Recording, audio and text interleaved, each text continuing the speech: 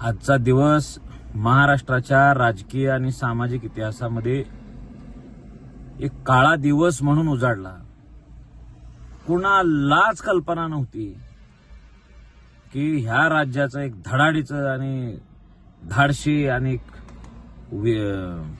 कर्तृत्व असलेलं नेतृत्व आज आपल्यापासून हरवून जाईल.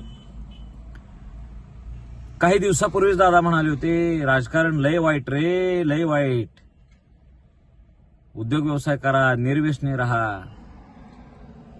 तो व्हिडिओ सगळ्या महाराष्ट्रानं बघितला, मराठ्यांनी बघितला, ओबीसीने बघितला.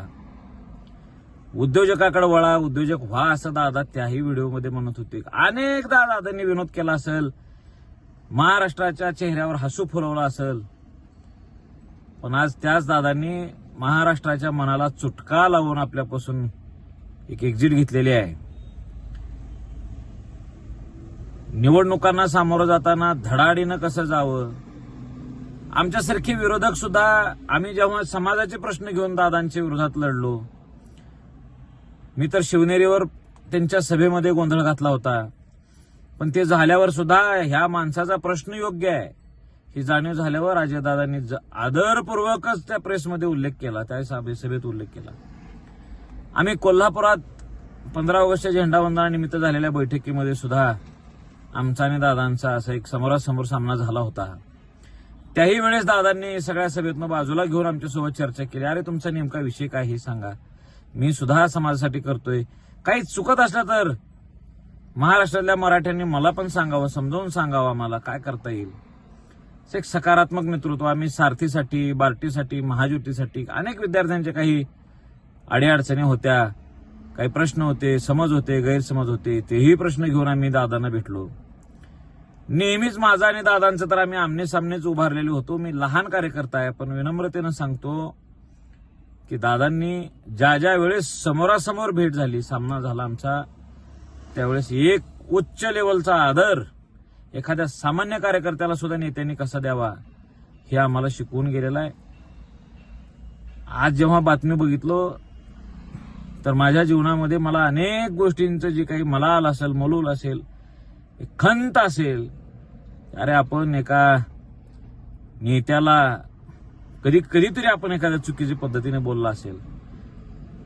समाजाचे प्रश्न घेऊन जात असताना आपल्याला स्वारी सुद्धा म्हणता आलं नाही की दादा आम्ही चुकलो, दादा तुमच्यासारख्या मोठ्या नेत्याला बोलायला नको होतं, पण आम्ही एका भूमिकेत असायचो, कार्यकर्ता म्हणून असायचो.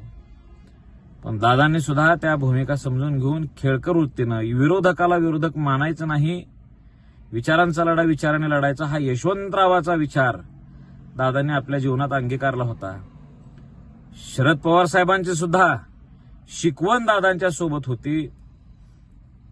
मला आज कितीतरी आठवणी आहेत माझ्या जीवनामध्ये. मी विद्यार्थी असताना दिल्लीला चाललो होतो आणि सहज दादांची भेट झाली. गरीब घरातला, अंगावर फाटके कपडे असलेला पोरगा आहे म्हणून दादांनी त्यांच्या पियांना सांगितलं आणि 25,000 रुपये माझ्या खिशात डिसेंबर 2012 मध्ये माझ्या खिशात त्यांनी ठेवायला लावले होते.